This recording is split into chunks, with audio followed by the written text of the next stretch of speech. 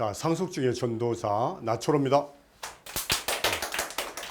자, 오늘 이 시간은요, 부동산 거래 단계별로 발생이 된 세금의 종류를 큰 시야에서 보겠습니다.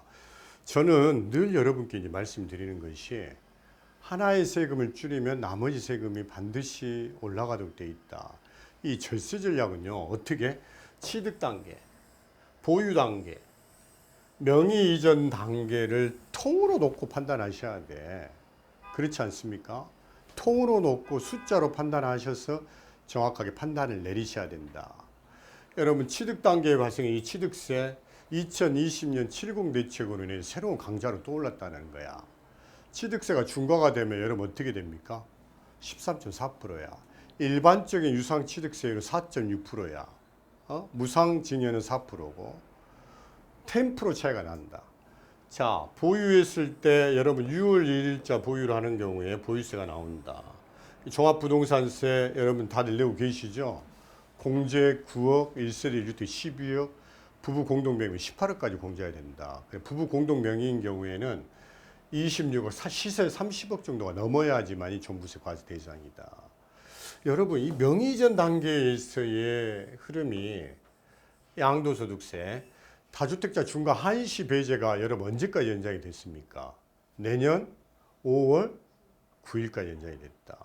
여러분, 내년 5월 9일이 되면 어떻게 될까요? 연장이 되겠습니까? 아니면 스톱이 될까요?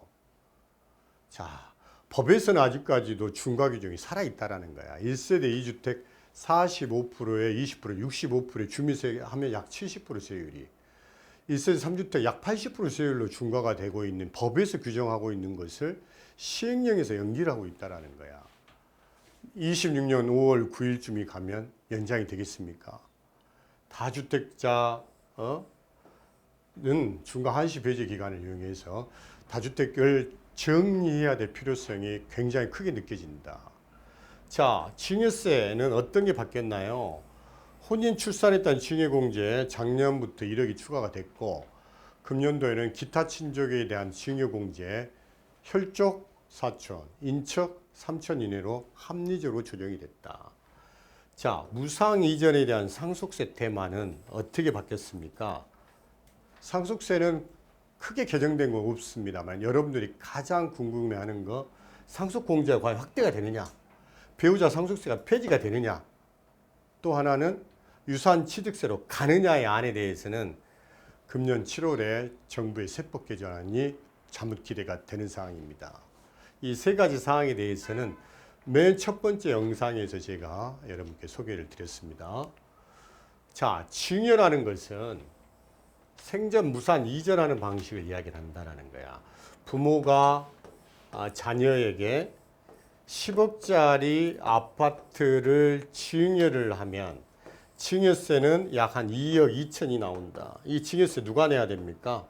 자식이 내야 되잖아. 자식이 내야 될 그 부모가 대신 내주면 증여세에 대해서 한 번 증여세를 맞는다. 자, 상속은요, 돌아가시 내는 세금이야. 유증, 사인, 증여 전부 다 상속에 해당이 된다라는 거죠. 자, 여러분, 최근에 발생한 부동산 대책을 한번 정리를 한번 해보겠습니다. 여러분, 첫 번째, 두 번째 시간에는 큰 흐름을 살펴보는 거야. 여러분, 문재인 정부에는 파리 부동산 대책으로 인해서 이때부터 다주택자 중과가 됐고 장기 보유 공제가 배제가 됐습니다. 여러분, 이때부터 또 거주 요건이 나오지 않았나요? 이때도 거주 요건이 양도세, 비과세, 거주 요건이 몇 년이었을까 이때가? 2년이었습니까? 2년. 그 다음에 9.13 대책으로 인해서는 뭐가 부과가 됐느냐? 전반적인 종부세가 인상이 됐다는 거야. 그 다음에 인상과 더불어 조정 대상 지역의 다주택자 추가 할증과세가 됐다는 거야. 현재 여러분 종부세 구조는 조정, 비조정을 가리지 않고 2주택까지는 일반, 3주택부터는 중과세율이잖아. 과거에는 그렇지 않았다는 거야. 조정 대상 지역 내 2주택부터 중과세율이 됐다라는 거야. 그렇지 않습니까? 그 당시 최고 세율이 6%였나요? 지금 5%지만 약간 가무답니다. 시간이 지나다 보니까.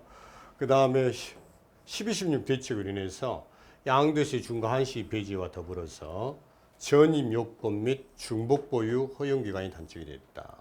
그 다음에 2020년 7.10 대책의 핵심은 여러분들 취득세가 핵심이었고, 단기 보유 주택에 대한 양도세와 다주 양도 중과세를 인상, 그 다음에 취득세를 인상. 아무튼 문재인 정부에서는 전반적으로 부동산 세금이 강화되는 분위기가 보이지 않습니까? 자, 윤석열 정부는 그리 길지 가지 않았지만 여기는 감세에 초점을 맞췄어요. 그래서 늘 부자 감세의 공격을 많이 받았다는 거야. 이렇게 다주택자 중과 한시 배제를 22년 5월 10일부터 26년 5월 9일까지, 내년 5월 9일이 어떻게 될 것인지는 퀘스천이다. 그러나 다주택자들은 현재 한시 배제가 연장이 되지 않는다는 전제하에서 정리의 필요성이 있는 시기다. 지금부터 정확하게 1년하고 11개월이 남았습니다. 중과세율이 일반세율로 인하가 됐다는 거, 아까 말씀드린 거. 여러분, 저는 늘 여러분께 말씀을 드립니다. 취득단계 취득세, 보유단계 보유세, 명의이전 단계에서 발생이 되는 양도세, 증여세, 상속세가 발생이 되잖아.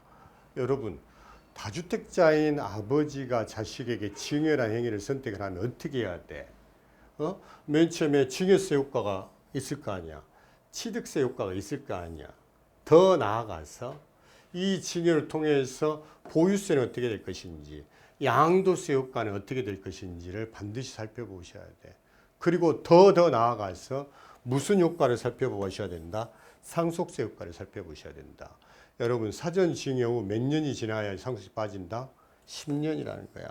그러나 세대 생략 증여든 상속인 외유자, 며느리 사이한테 증여했을 때는 몇 년이다? 5년을 준다. 그래서 늘 세금은 큰 판에서 놓고 판단해야 된다. 저는 늘 여러분께 그렇게 주장을 합니다. 저희는 상속증여 부동산세 전문으로 하는 회계법인입니다. 그래서 늘 증여라는 것을 여러분들이 의뢰했을 때는 적정 증여 비율이 어떻게 나오느냐. 그 적정 증여 비율 하에 증여라는 행위를 선택했을 때 거래 단계별로 발생하는 세금의 종류가 어떻게 주는지를 숫자로 보고 판단할 수 있게끔 해야 된다. 여러분, 그렇게 해야 되지 않겠습니까? 자, 오늘 두 번째 시간에는 거래 단계별로 발생이 되는 세금의 종류에 대해서 말씀드렸습니다. 감사합니다.